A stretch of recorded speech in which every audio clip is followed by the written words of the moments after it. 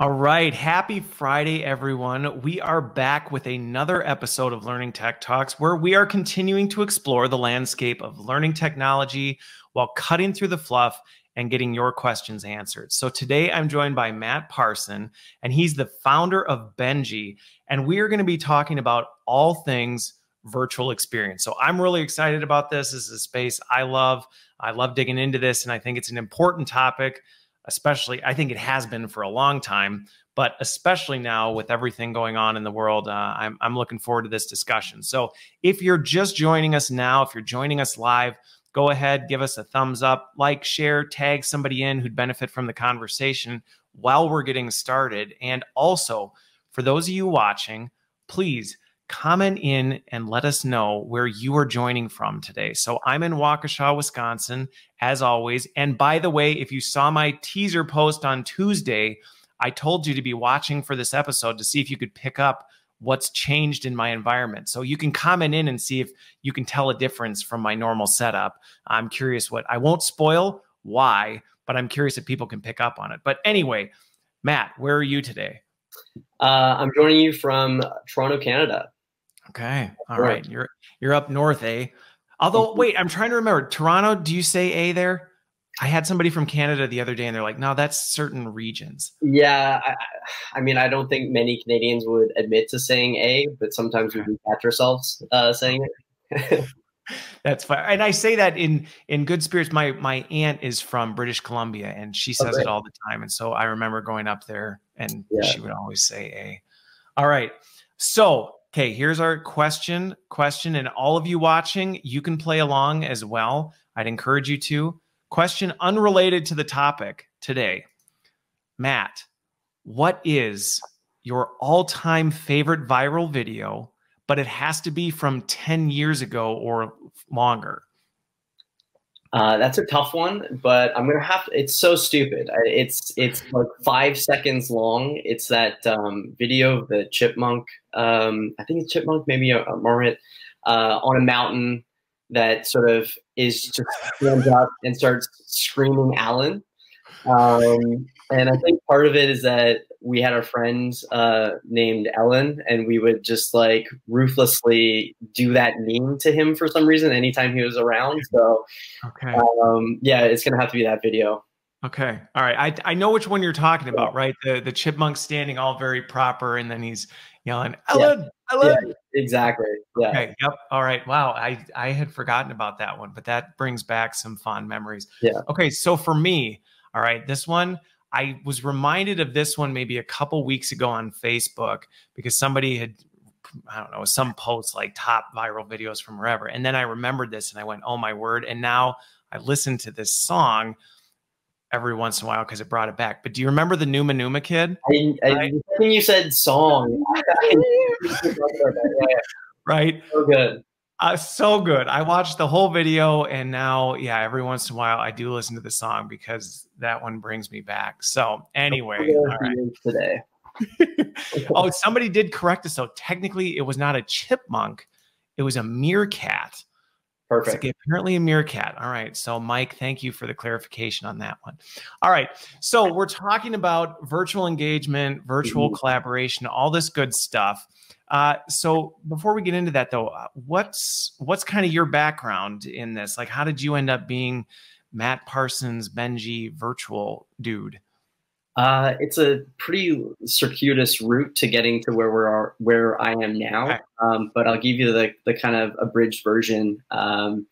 So roughly 5 years ago, myself and 2 others, we started a school called Red Academy. So it was, we were kind of seeing these tech boot camps pop up, trying to sort of teach people to become full stack devs in sort of 2 months. And we said, that's insane. So we sort of created these tools that would teach you one side of the stack, so front end or back end in 6 months. So it was kind of the same approach, but let's kind of get a bit more into the guts of the meat of the material.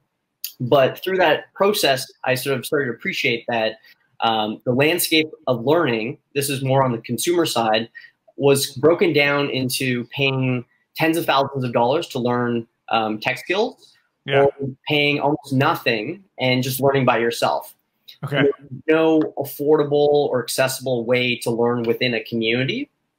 So with that sort of very kind of high, there was just the two ends of the spectrum. It was either like super expensive, super immersive type stuff, and then it was like, well, or you're on your own, it's free, but you really don't have anything.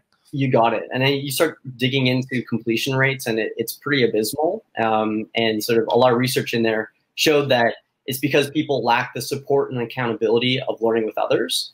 Okay. So we launched Benji. And Benji 1.0 was really a tool that would allow you to find a community of people that had a similar skill level, schedules, and kind of learning goals that you could learn with the kind of idea that if you had a group of people that you're learning with, you're going to increase the likelihood of you actually completing those online courses. So kind of blending the digital and in-person. So it was about bringing you together with other people that had kind of similar goals and outcomes. You got it.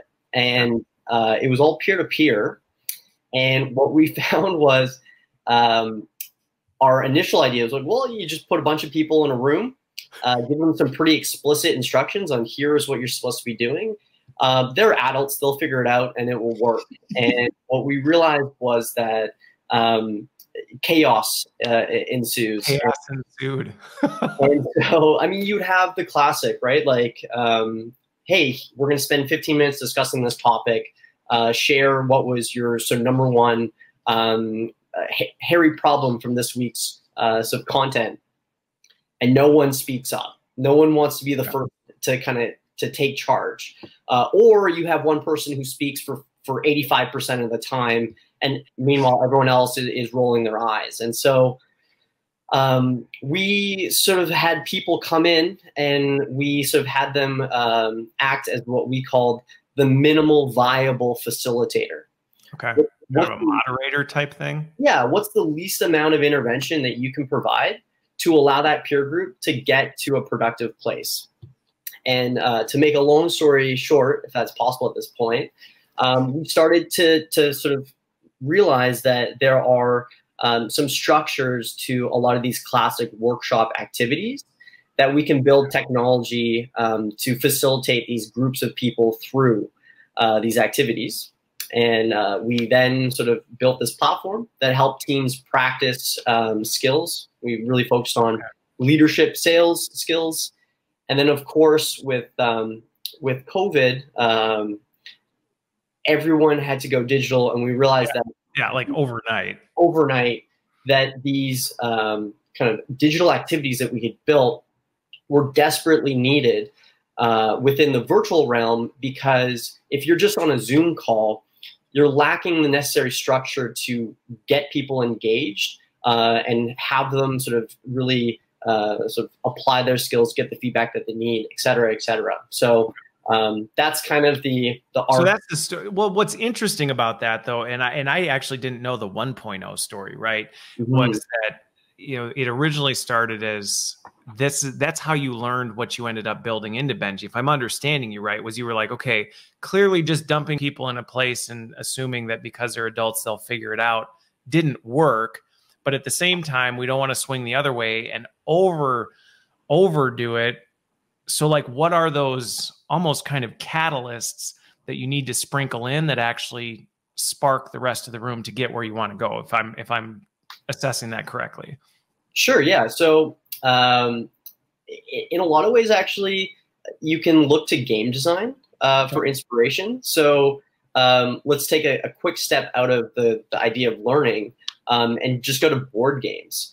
You can drop sort of, let's say, Settlers of Catan within a group of 4 people, and reasonably, you know, within a short period of time, they're off engaging in some pretty high level sort of thinking that requires interaction between those folks. And so for us, the kind of things that we pulled from that were you have to have very clear instructions on the why, what, and how.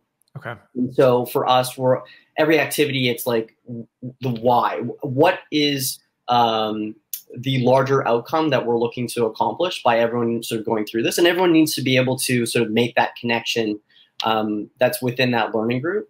Okay. The what is like, well, like what is it that we're actually about to be doing? And I think within that, some clear descriptions of timing and roles and responsibilities, and then the how of like literally at the sort of ground level of like, well, what do I need to be doing to actually accomplish that? So we kind of have that checkbox level of sort of clarity. So it's the intentionality behind this, right? Figuring out like what are we really trying to drive, and then how do we actually incite and inspire that in the moment? Yeah. Okay. Did you have any that you thought would like, and again, I guess we'll dig into like what those are, but were there any ones that you're like, oh, this is totally going to work, and it totally did not? Yeah. So early days, we were playing with different icebreaker games. Okay. And we had a whole course around active listening. Okay. We came up with this really fun activity where basically we're going to play a game of telephone. So basically and of course it was pre-COVID, this is everyone in person. One person on their phone gets pinged the secret message, which they then need to sort of like whisper to the person to their right, and then it goes around. But our sort of little tweak to this game, the simple game of telephone, was that while that message is getting passed around the room, everyone on their phone is also competing in a rapid fire trivia game. And so it's a bit on the nose, but we were creating this icebreaker game to show that so just being on your phone might seem harmless, but it can have detrimental effects to your ability to actually sort of listen. And what was really interesting was like you have to have every person in the room understand the game of telephone, and they're right, because like one missing link can just completely ruin dramatically. I know I've seen that game go completely south, where you assume like, well, everybody knows how to play telephone, and like one person doesn't quite get the point of the game or the rules. Okay. And it definitely, I think, was like culturally related. So like if you are fresh to Canada or the States, that you might never have heard of telephone, and to get someone in a short period of time up to speed on like the purpose of this game, how it's played, the do's and the don'ts, that takes a bit of time. And so anyways, that was a very silly game. Okay. And the kind of learning that we pulled from that actually is we make sure that sort of there's only ever one sort of objective or sort of directive at any one point in time. And so to try and kind of stack both telephone and the rapid fire trivia, although a fun game. Yeah, but the cognitive load was a bit too much. A little bit too much. Okay. Yeah. Well, I guess, one thing I am curious about, because we've been talking a little bit about this and we've kind of highlighted the problem statements, but let's, at a very high level, this is a tool that this isn't replacing like Zoom or GoToMeeting or anything like that, correct? Or is it, what is the tool itself? Sure. So we call ourselves like the missing half of Zoom. Okay. When it comes to the concept. Missing half of Zoom. That's a lot more to say than Benji, but okay, I got it. So we're not looking to get into the space of recreating so a video conferencing platform. Okay. We think that there's so much trust in those relationships that people have with video conferencing tools that that's a game that we don't want to play with. Okay. But that being said, there's a lot that's missing within sort of a Zoom environment to sort of allow you to have really engaging experiences. So what Benji is, we call ourselves like the remote workshop platform. Okay. So maybe to kind of Goldilocks this description, to give some bearing to sort of what the market is right now. Yeah. Really, you've got sort of three choices. So on one hand, you've got interactive presentations. Okay. So we've all seen that, polls, word clouds, like pretty light touch, not super dynamic engagements that really was initially built for conferences. How can we make a talk to 1,000 people feel a little bit more personal and a little bit more interactive? But I think most people would say that just putting up a word cloud is a far cry from like a really engaging hands-on activity. Yeah. On the flip side, the other sort of path that we've seen a lot of people take when it comes to introducing that additional sort of component to a Zoom environment to make it more engaging are collaborative docs. So Google Docs or yeah, we have everybody working on something. Yeah, so collaborative whiteboards is another sort of tool that's starting to pick up steam. And what we found is that they're almost like, when it comes to the collaborative whiteboards, almost like a pro tool. Like it takes some time to really orientate yourself to the space. If your activities aren't purely visual, it can feel a little bit like you're trying to smash a square peg through a round hole. Like role-playing activities, let's say, for example, like, why am I using a collaborative whiteboard for this? And as well, like, you throw 30 people onto a collaborative whiteboard, you very quickly have like a hurricane of multicolored cursors that are just like flying around everywhere. And you're like, this is anxiety-inducing. I don't like this. I don't want to engage with that. So where Benji, the thing I've seen with some of that too, I mean, they're not, I think you hit on that, right? So I get the two spectrums, right, in the beginning. And it is funny because a lot of those cloud tools in the beginning, do you remember the days with like the original where you actually handed out buzzers to people, right? That was like the first generation. It was like, hey, you all get a thing and you can push a button. And then we got to the cloud ones. But the thing too with those the much more kind of collaborative ones, sometimes we overestimate the technical savviness and acumen of an audience, right? Like, even like you said, like getting everybody to write on a whiteboard, not everybody has a stylus or, things like that. And it can get pretty crazy pretty quickly. So, I mean, if we're taking the Goldilocks analogy to its conclusion, we're that perfect temperature of oatmeal where like you've got. Now I'm seeing where the Goldilocks thing was coming in. I'm like, the Goldilocks thing. Yeah. Okay, yeah, too hot, too cold, right in the middle, just right.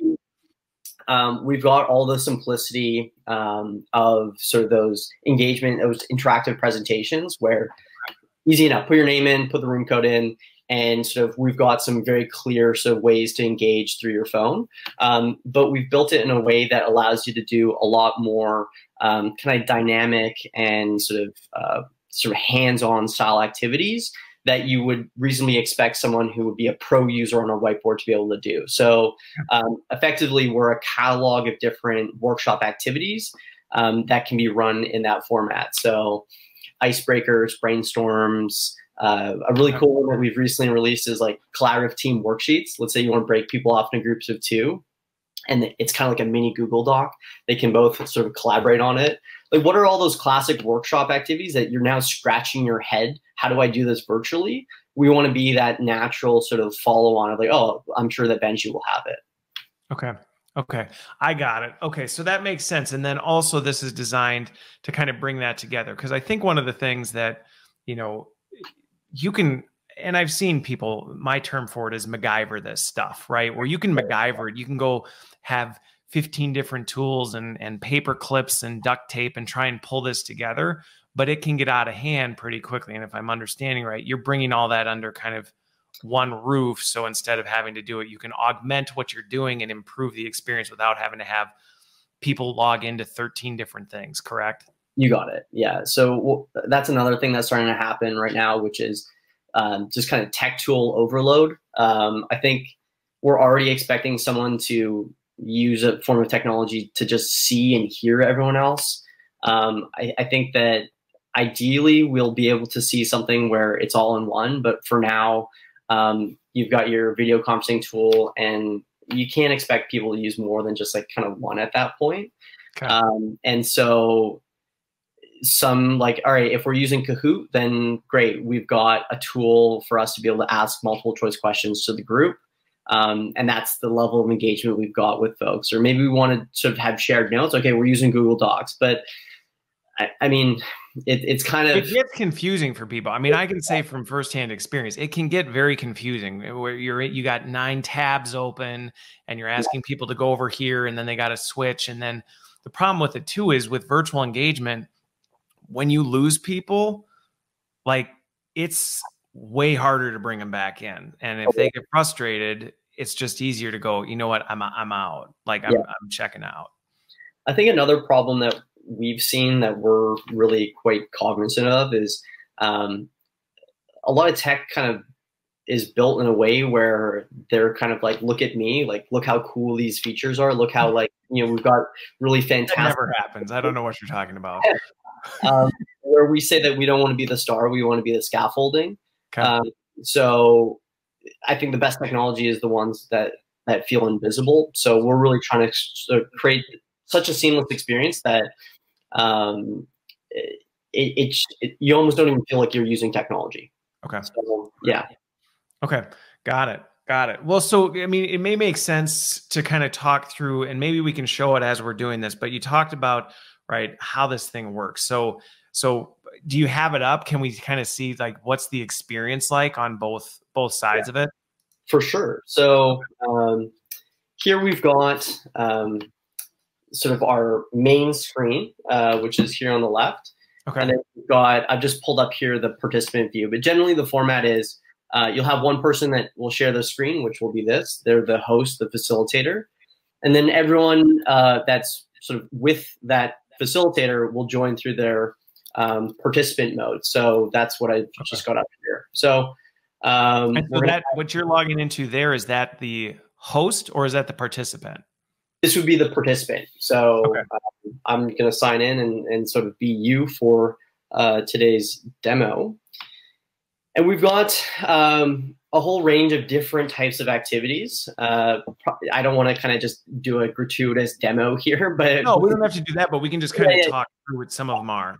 So our first one that I'm going to kind of go through is it's actually sort of pulled from that a classic workshop activity, which is called Where Do You Stand, where you can ask people a question and then they need to go stand on the side of the room that corresponds with their answer. And it's just like a nice way to kind of get to know the crowd. But of course, virtually we can't stand on a side of the room. So we can't even control where we sit in the Brady Bunch. Yeah, exactly. Pictures sometimes either. So this is kind of a silly icebreaker version of that, where we've got, first you need to guess how you think the majority of the room will answer this question. So do I think Chris would want to go to the future or to the past? And then you get your chance to sort of answer the question where, you know, how is everyone in this room answering this either or question? Okay. And so once everyone's answered, you get to see sort of like the breakdown of sort of how everyone sort of would answer that question. So that's just a silly icebreaker. Okay. Here's probably one of our first real kind of high octane, like very valuable learning tool. It's called the fill in the blank activity. We've had people use this for a huge variety. So one would be, hey, fill out this form as a way to kind of create a narrative of who you are, and you're going to share that with the group as an icebreaker. We've had people use this as a way to help people think through what makes a great elevator pitch, right? So it's, you know, so you can customize what those questions are then and what fields people are inputting. You got it. So everything here from a content point of view and even a design point of view can be changed, but we're just providing the structure. So here we could say, I help companies by running sales, kind of training workshops, because people need help with their sales training. So not the most inspired. There's your little fill in the blank. And what's quite interesting about this is there's stages to this activity. So you're going to fill it out. We're then going to call. It's a multi-stage thing. We're going to call on people to share what their statement was. And so one thing that we've found is a huge issue with virtual environments is this concept of social loafing. It's this idea that, you know what, there's a big group of people. I can turn off my webcam. It's as if I'm not even there. I'm going to go play with the dog, do the dishes. But sort of the design inspiration behind this idea of like visually calling people out by name really came from like my 9th grade chemistry teacher, who Could be writing. You know, you're like dozing off in chemistry, and then they're like, "Hey, Matt." He's got the chalk in hand, writing out some organic chemistry. I don't know if we're doing that in grade 9, but you get the idea. And he would point to people in the class without even turning his head. And we're always in different seats. It's really a superhero ability. But what happened is it just infuses accountability within that entire room, because you know that at any point you might get called on. You might get called on. And we all have an intrinsic fear of looking stupid amongst our peers. And so this is really helpful. And how we finish this activity is you then can vote on who was your favorite, sort of fill in the blank. Okay. So all of these things are configurable. If you don't want to have a voting function, that's totally fine. You can sort of skip that. So I'm going to vote for you here. And thanks, Matt. And you're the winner for this activity. So, okay. Which again, I mean, like some of these things, like we said, going back to the whole MacGyvering thing, I've seen people try and do this, you know, through, okay, like go in a breakout room, jot things in the notes, and then we'll bring, I mean, but it can be kind of a mess to some degree, if you're not careful. Oh, totally. I mean, the likelihood that something's going to go wrong if you don't have it fully sort of designed out is very high. And we're just sort of making it a lot more fun and engaging. And so I'm curious, sorry to interrupt you. So with this though, because I think your point is an important one to hit on, is that the intentionality and the design behind it is where I see a lot of this stuff go completely south, right? Like people just kind of wing it, and you know, maybe they've been facilitating in a classroom for forever where you maybe could, because you were comfortable with just like, oh, I'm going to make this up and we'll just go with it. And now you've been tossed into a virtual classroom and that doesn't work. And so this whole idea of, well, let's see, I used to do this icebreaker game, so I'll just go in and wing it. And suddenly, I like to say virtual exposes all of your flaws. Like everything you used to be able to get away with because you were really good at this or whatever, suddenly you can't pull it off anymore. And if you didn't put the time into that design to think, how's this going to work? It can go very south very fast. And like we said, virtual is very unforgiving. So you blow an activity in the first 5 minutes, that's going to have a long-standing impact on the rest of what you're doing. So this is not, you're not designing this in the moment, right? Yeah. So you'll go through our editor to sort of build this out. And it's pretty straightforward, kind of drag and drop those activities. So for example, the kind of the last, you're sort of setting what's the label and sort of what's the blank, and what's the label, what's the blank. So you can kind of create whatever type of fill in the blank activity you want. So yeah, it's you don't end up doing, because you see this happen in virtual. I've been in them, and you're like, oh, and some of it is a limitation of the tool where they're like, we're going to do a poll. And then for the next 2 minutes, you literally hear like clickety, clickety, clickety, click as the person's creating the poll to open up. And pretty soon people are, you know, checking their phones or something like that. So this is all, you're basically just seamlessly pulling this off. That's right. Yeah. So, I mean, there are some things, because it requires sort of pre-design, that right now we're probably not the best fit for. So if there's going to be like a high level of spontaneity, you have no idea where this workshop's going to go. I mean, those are dangerous places. Those are dangerous places to be in the virtual world. But if it's like, hey, you know what? These are the outcomes that we're needing to drive to, and I've kind of figured out these are these activities that will allow people to actually do something that will help them get there. We feel that we're really the best option right now in the market. Okay. So how we're looking at the UX here. And again, I'm also curious to kind of dig into what are some of these other types of, ooh, good brainstorming. I'm looking forward to this one. But so like with this stuff, from a user experience standpoint, how are people doing this? Because obviously most of the time when you're creating a virtual experience, the whole thing isn't just kind of the icebreaker stuff. Some of it is, right, well, we're doing some of this other stuff, or we're you know, we may have something we're going through things along the way. Are people then kind of like infusing people with, all right, hey, we're at this part of the agenda for the next, I don't know, 5 minutes, we're going to do this? Or are people actually having the full experience be kind of through Benji? How are people balancing that? It's really kind of your choice. So we do have some, just as we're never going to be as good at video conferencing as Zoom is. So we don't want to play within that sort of ballpark. We're not a presentation tool. We're never going to be as good as PowerPoint or sort of Google Slides. Yeah. But we've got some pretty sort of straightforward ways for you to be able to create some slides and integrate that into. So in theory, you could. I mean, like you said, in theory, you could say, look, let's build this out. So instead of having to go from, okay, we're sharing over here. Oh, now we're sharing over here and doing this. You could in theory say, look, let's just build the whole experience. Absolutely. Here. We'll share the screen and Benji will kind of control the experience and people will then interact through that. Totally.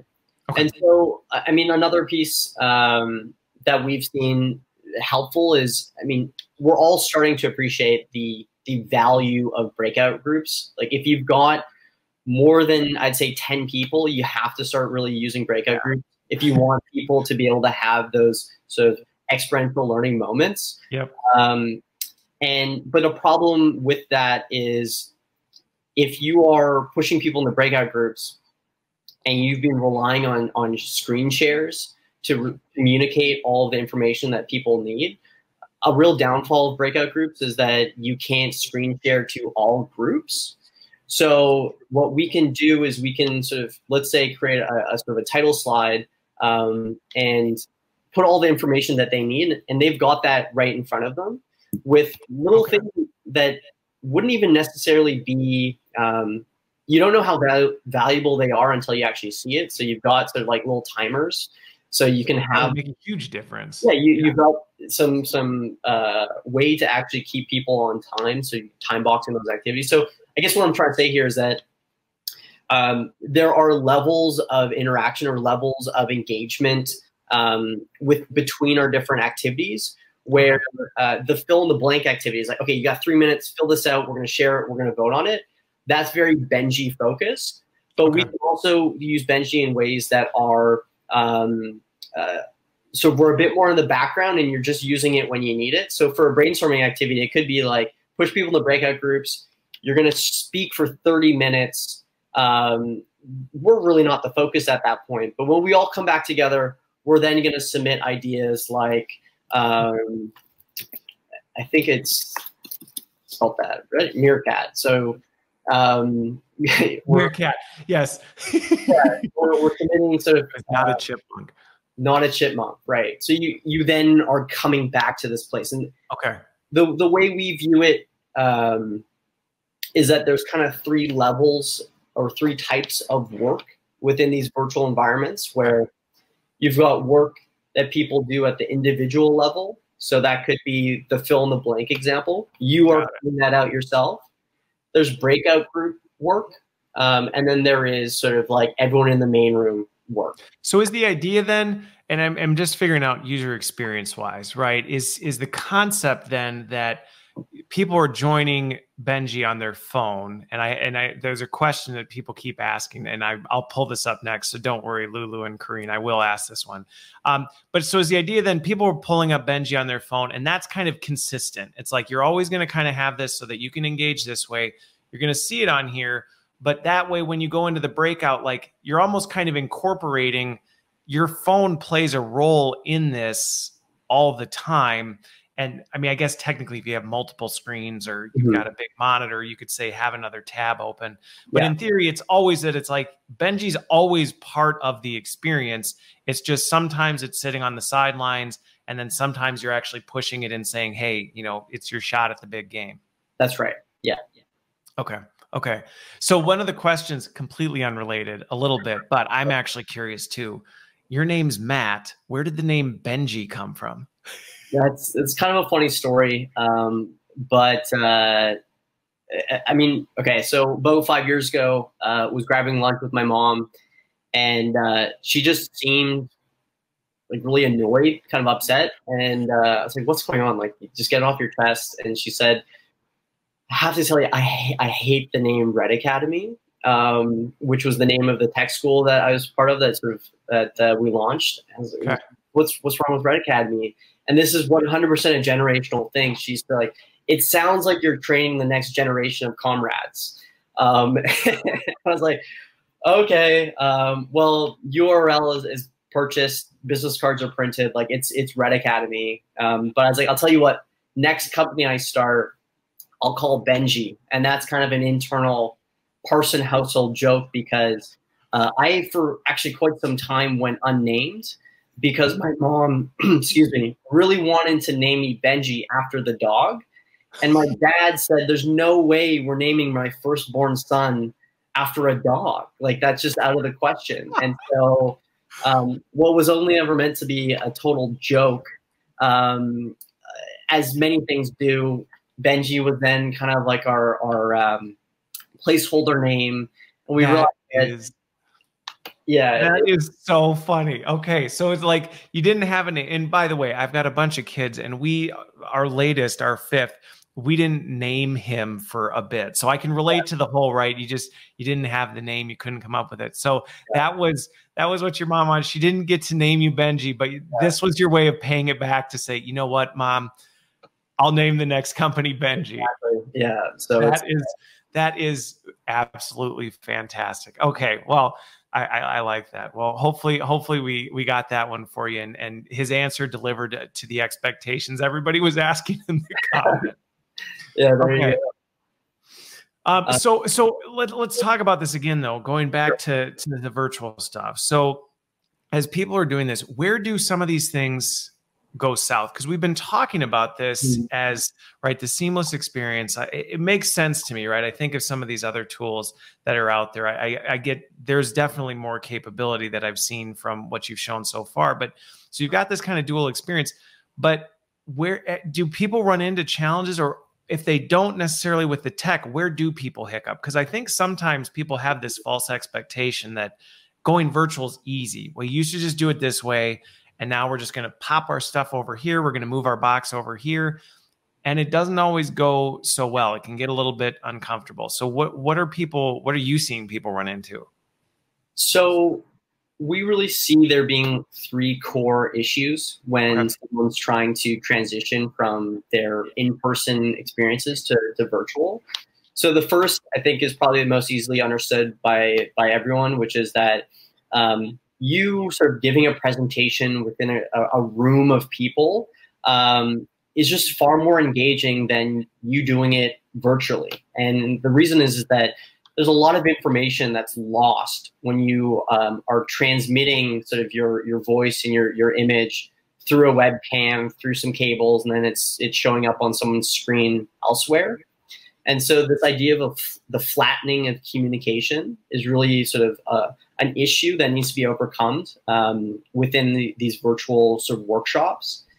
And to pull one tactic that a tactic that was shared by the NYU marketing prof at Stern, Scott Galloway, he said, you should, when you are sort of speaking, try and speak as if you're reading a story to an 8-year-old. So like massively sort of differentiating your inflections and sort of being highly animated. And it might feel a little bit ridiculous at first, but the reality is that if you're kind of being 120% kind of overload, that's probably then going to be normalized down to 100% once it's received on the other end. Another tactic in this area of it is really, before you go to that one though, it is really interesting because you do see that a lot, right? Yeah. And I've seen this over the years, even in my own teams, where you have a really dynamic facilitator, and in person, right, they're really dynamic, they're animated, they can kind of capture a room, people are really engaged, and they join, you know, a virtual session, and like, even if they're themselves, although I feel like a lot of people don't even keep that same energy there, but I mean, they just go boop, and it does just bring down the whole environment, because you really do set the tone, right? As the facility, if you have no energy, yeah, guess what? Neither does anybody else. Yeah, it's. I think. I mean, you hit on a point that's a tough one to really solve, which is that if you're someone who like feeds off the energy of other people as a trainer or facilitator, you've got to find new ways to sort of adapt. Maybe it's a couple Red Bulls before your workout. I don't know, but yeah, this is seltzer water, by the way. I'm not drinking Red Bull. But you have to bring that energy. Yeah, it's just one of the realities of these environments. One thing that actually, I mean, this actually kind of leads to the second point, which is a lot of people, when they move virtual, think that, okay, let's just try and find the one-to-one sort of replacement of what I did in person virtually. And it doesn't work. Well, it doesn't work, but also you're leaving a lot on the table. There are certain things that you can do now virtually that you couldn't. And so, for example, there's an app that has recently come out called So it's literally spelled MMHHMM, and their story behind the name is they wanted a name that you could say while eating food, which is pretty funny. So, like, effectively, they're providing a very easy way for you to give that sort of late night talk show experience with like the graphics behind you. Your head can float down to the side, come up. It's super dynamic.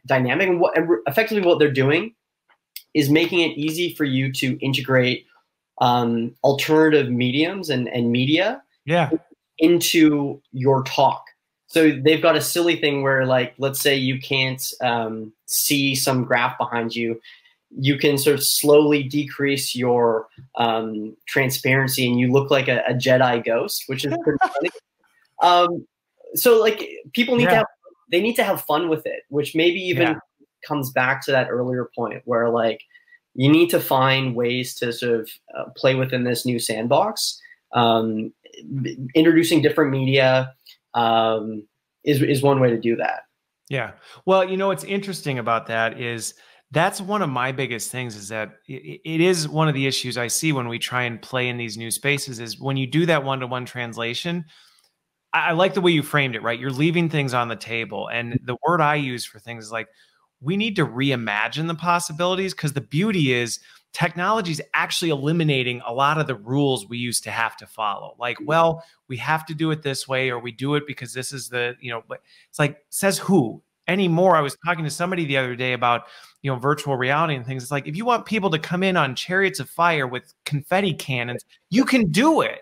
Right. You can literally do whatever you want. And so kind of going back to the whole, well, this is how we did it, so how would we do that? To me is a miss, because it's like, well, what would you do if you could do anything? And if you could do anything, what would that look like? And then let's see if we can create that, because if we can, why wouldn't we? Let's not bound ourselves to what we've had. And I think the other thing you brought up that is a really important one that continues to, I think, just be an area for people is this whole idea of reimagining the activities, right? The activities you do. There are things that, yes, you might say, well, we can't do that virtually, right? Like as a facilitator, you might go, well, I used to get energy by reading the room or doing this kind of thing, and now I can't do that. And my response to that is, you can't do that the way you used to do it. That's right. You still can, but you now need to figure out, okay, if this is as a facilitator what gave me energy or how I read the room, maybe you can't do that the same way you used to. But I'm pretty sure with tech, you can figure out how to get those pulses, how to get those readings, how to do that kind of stuff. And I think that's one of the things that's interesting with tools like yours, where it's like, well, this actually does give you opportunity to start to read the room, see who those people are, who you need to engage, who do you need to lean into, things like that. So that instead of just feeling like, well, I'm in Zoom, so I'm bound to read through PowerPoint slides for the next 90 minutes. Like, no, you don't. Yeah, I think so. I mean, to pick off of one of those points of like a real struggle of trying to do something that was analog now digitally. Let's talk about you got everyone into breakout groups, and they're working along and sort of hopefully making some good progress. The analog version is you walk around the room. Yep. And you check in on people. Like, you can see, you know what, I'm picking up a couple furrowed brows over here. Let's pop in and see if I can help them in any way. the digital version of that we call the Kool-Aid man effect, where it's like, you are so disruptive, you're smashing through this wall. Yeah. Oh, yeah. Hey, how is everyone? And it completely sort of ruins the flow and the energy of that room. Where one thing that we're working on right now is a bit more akin to sort of, you're on a plane and you've got a couple options to call the stewardess. So just a really easy, lightweight way for groups to communicate that they're ready to move on. So you can, in a kind of a live way, see, okay, about 80% of the groups are done, as well as, hey, we need a little help. So yeah, that's kind of if you think about what really are you trying to understand by walking around the room, it's where are people as far as like the progress, and do people need help? Well, it's like, well, let's try and find an intuitive way to get that information back to you. In a way that the thing is, it's so important in this point you're talking about, right? Which is deconstructing the purpose of what we did before. I think sometimes it was easy to get caught in, well, we just did this. And we stopped asking, and this has forced us to kind of do this. And I think we need to spend more time doing this, but why? What were we really hoping that people would walk away from? And if the answer was, I don't know, well, maybe you didn't really need it. Maybe it really wasn't that important. But if it was like, we did this because we were trying to see if people had captured this, or we used to do this so that, like you said, we knew where people were in kind of their knowledge gap, that, okay, well, now we can work off that, because we can say, well, then what are some different things that we can do? And it sounds like, and just from what we've seen so far, that's really a lot of what you've done with Benji, is to say, okay, how do we incorporate, you've done the deconstruction for people already, I guess, in many regards. Yeah, it's kind of operating from first principles in a lot of ways. Okay. Another tip, just real quick on this, like flattening communication. One piece that not everyone has really sort of jumped onto, but I'd recommend, is let's think about like what are those points of communication that you no longer are getting because you're in a virtual environment, and try and create like a visual communication language. So that might be something as simple as like, everyone needs to have a red piece of paper or a yellow piece of paper.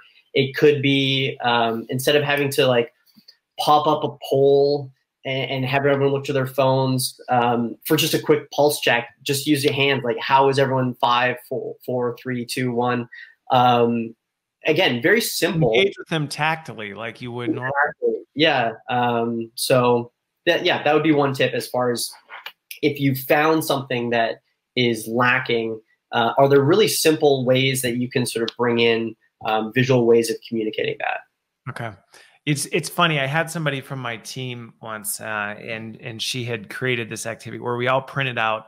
It was red herring, and I think it was taxi cab, right? And these things, you kept them on your desk, and when you had meetings, they had meaning, right? Yeah. Which was, you knew what to do, and that's what you did, because everybody's sitting there watching the cameras, and that's how you knew, like, we're off track. Somebody's waving the red herring. They're telling us we're out of control, things like that. So I think it is a practical thing. I think the thing, though, that I would add to this that is really simple, but I think sometimes overlooked way too often, is a lot of times we don't set expectations with participants that this is what to expect.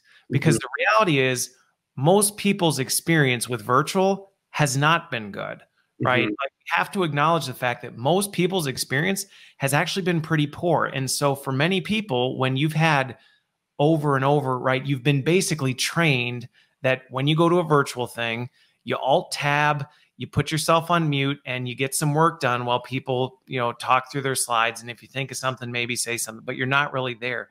And I've seen this go south, where when people, that's what they're expecting, they come in and you go, and it's going to be this fun, engaging thing. And because I've heard that before, this is going to be an engaging event. Yeah. Engaging event means I'll remember to do Q&A at the end if we have enough time. And so they're kind of trained for that. And when you don't set those expectations up front, people don't come mentally and physically prepared to do it. Right. Yeah. And I think that's such a simple thing to say. and give people the heads up. We're going to be, this will be engaging. These are the kinds of things that you need to come prepared for. I'm going to call on you. They're going to be doing this so that they can make sure, okay, don't double book your meetings. This isn't the type of meeting that you go to and then leave on a second screen, right? So that they're actually prepared. And it seems so simple, but I have seen that dramatically change the effectiveness and impact of virtual sessions when you do it. Totally. Absolutely. What we kind of have looked to is there's this concept in media studies called active or passive mediums, where passive would be, or sorry, lean back or lean in medias.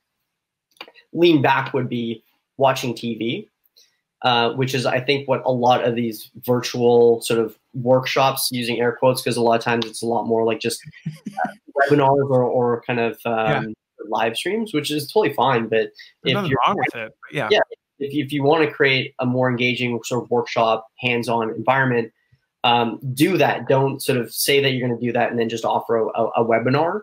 And so one of the primary differentiators between a lean back media and a lean in, sort of lean in example would be playing a video game, is that the people that are engaged with that media actually have some ability to influence the outcome of what happens. So, and put another way, those people that are joining you have a responsibility to the other people for the group's success. And there's really like lightweight, simple ways that you can bring more people in to feel that responsibility. So for example, if you've got a group of 10 people, assign someone the role of being the timekeeper.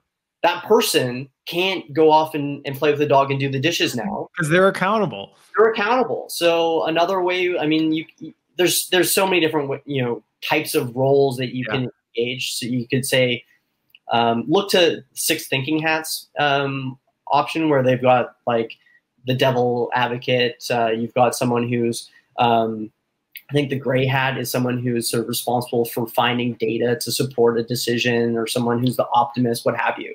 But really think about, what are the responsibilities that I'm outlining for all participants? Because if they don't have any responsibility, if they have no sort of input on the likelihood of success of that group, maybe this shouldn't be a workshop. Maybe it should be sort of an asynchronous video or an email. Just record it.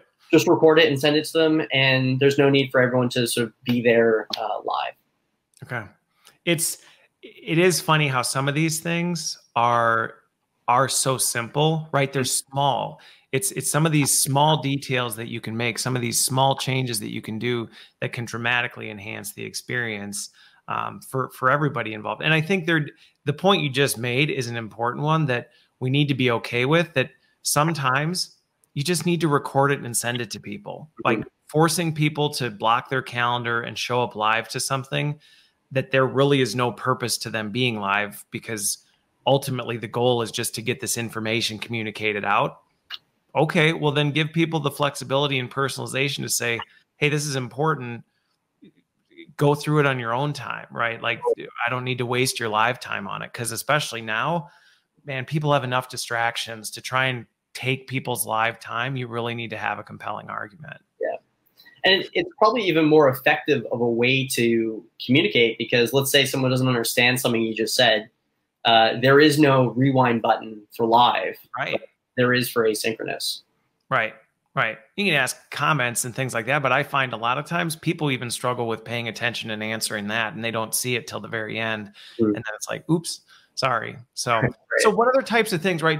We've only got a couple minutes left. I told you we were going to run out of time. Right. But so, what other types of functionalities or what other types of activities have you seen or that you've built into Benji? I think from a user experience standpoint, it makes pretty clear sense how you use it. And I actually kind of like the idea that you're just sharing your screen, showing that, and then people are kind of, regardless of what they're doing, keeping that seamless experience. But what other types of things are people using to kind of draw out, make people lean in, I guess, going back to the term you used? Sure, yeah. Well, what we've got up here is our sort of breakout room activity, which really is more just a a segue to other ones that we had. So we've got role play activities, which are super helpful. So like, let's say you want to break everyone off into groups of 3, and each person gets their own unique role card. So we've used this a lot in sales training, where you don't want the salesperson to know exactly the reasons that someone might be objecting. So to be able to have like secret instructions is really helpful. But what we're going to be doing here is so people can either be assigned sort of by the facilitator, or I'm going to sort of assign you through the participant view, is what's called our kind of interactive team notes. So what's really cool, I mean, you won't be able to see it because my phone is sort of the other participant. Yeah. But you can sort of create different worksheets. So if you think about, okay, this has to be one of the simplest activities to run in person. Put people into pairs, give them a sheet of paper with some content and some questions, and then call on them after to share their thoughts. Okay. If you want to do that virtually, and let's say you've got a group of 16, so 8 breakout groups, you're going to have to create 8 different Google Docs, make sure that each breakout room has the right link for them to collaborate. It's totally insane. Where here, you put people in the groups, you've got sort of whatever content, you kind of design it beforehand, and basically the group can start to collaborate, and all the notes that you're sort of typing here, live updates on my phone. So okay. we've got would both be looking at that, what's on the phone, and we would see each other's things, but you as the host are not having to manage and facilitate like, okay, Matt and Christopher have to go into breakout room 1, and I hope they have the right Google Doc to be doing all this stuff. You got it. So you can basically create like mini areas for collaboration. So everyone in the group can sort of see and comment on this. We're gonna press submit. It's a little check mark, everyone's done. We just got this screen, so all the floating heads as they're popping back from the breakout rooms to the main screen. And we're now gonna call on folks to share their thoughts. So we can see, so these are the notes that we took. And you and I have the floor for the next 2 minutes. And the very simple thing that we've found is that if you've got a larger group, we call it up here the Canadian standoff, where it's tough once you get larger groups of people to have these discussions feel very free flowing. Yeah. Because really what's happened is we no longer have peripheral vision and access to body language, which what the impact of that now is that we're like inept at being able to like know who's the next person to speak and should I simple things. Yep. And so basically, yeah, we've created like more or less a digital talking stick where you're giving people the ability to chat. Let's say we don't need the full minute. We're going to say we're done, and it's going to move on to the next activity. Okay. Well, and I can see, right, I'm sure everybody watching can picture, right, that in a traditional approach, which is, okay, we're back from the breakout rooms. Who wants to go first? Can we have someone from, right? And it's just this like awkward pause. And what you need is that prompt to kind of say, hey, we're making this easy for you. And I guess it goes back to what you originally talked about, which was, what was the MVP? What were those small nudges that had the biggest impact? And some of them are small, like, you know what, Matt and Christopher, you have 2 minutes, right? Like, there you go. I've made it easy. We know who we're talking to. We know how long you have. And in front of you, you have your notes to keep it simple so that instead of having to try and figure all that out, where's the Google Doc? Did you close? Oh, I don't, right? Like, it's simplified. That's exactly it. That you took the words out of my mouth. It's sort of, what are those small little cues?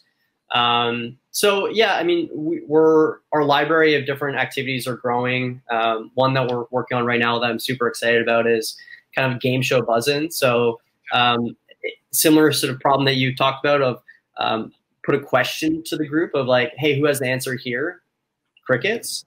Where you can have everyone buzz in, and the first person that buzzes in gets the chance to sort of take a guess as to what the answer is. So, yeah.